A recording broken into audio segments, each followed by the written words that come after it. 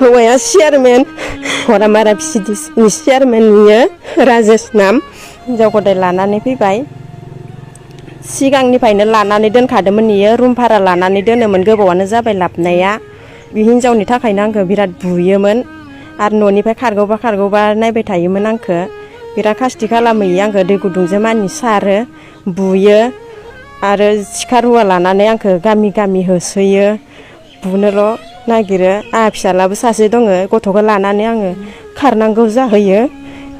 फिसालाया बेसे बोसोर? जोंना फिसालाया 8 बोसोर जाबाय हिनजावा बे लाबोनायल' नङा आरो दंबावो इहा सिगाङावबो जाखांबाय बियो बामोन खालावबो लानानै खारखांबाय बियो हिनजावखौ थिख्लिटलनि हिनजावा न'आव लाबोनो हाथारासै इयो दा इखौ लाबथारनो हायासै नालाय एबार क'क्राझारनिखौ लाबबाय इयो लाबोथारबाय आरो इयो बेसेबा खास्ति खालामदोंमोन इयो। जोंहा बर'नि मुंदांखा एक्टर राजु बिथांनि मोनसे सावगारिया सोराङाव फैदों। गोबां सुबुङानो राजु एक्टरा मा जादों होननानै सोंहरगासिनो दंमोन आरो जों सिगां भिडिअ बानायदोंमोन नाथाय दिनैसो आं फेसबुकनि गेजेराव मोनसे सावगारिखौ नुदों।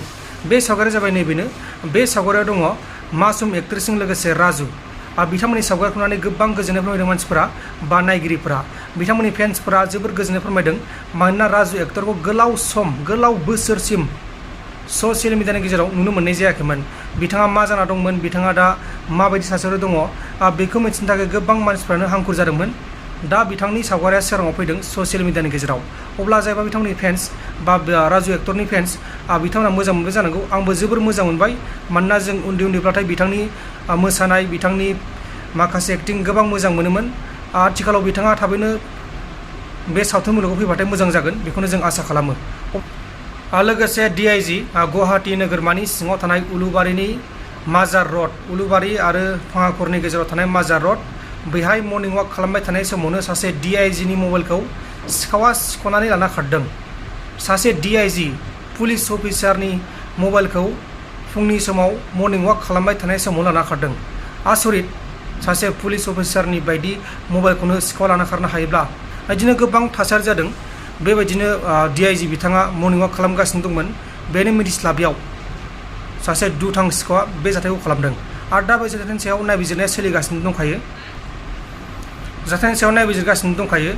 मबाइल सिख' जानाय पुलिस अफिसार बा DIGनि मुङानो जाहैबाय बिबेक राज सिं बिथाङा नैबेनो बिथाङानो जाहैबाय मबाइल सिख' जानाय पुलिस अफिसार बा DIG।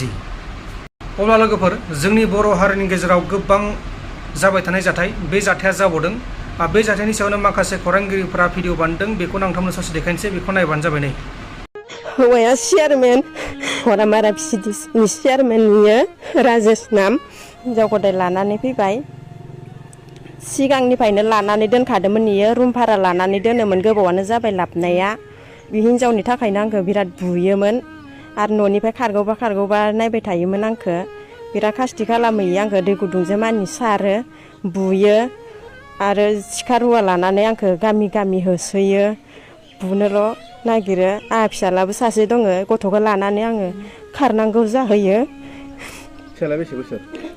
जोंना फिसालाया 8 बोसोर जाबाय हिनजावा बे लाबोनायल' नङा आरो दंबावो इहा सिगाङावबो जाखांबाय बियो बामोन खालावबो लानानै खारखांबाय बियो हिनजावखौ थिख्लिटलनि हिनजावा न'आव लाबोनो हाथारासै इयो दा इखौ लाबथारनो हायासै नालाय एबार क'क्राझारनिखौ लाबबाय इयो लाबोथारबाय आरो इयो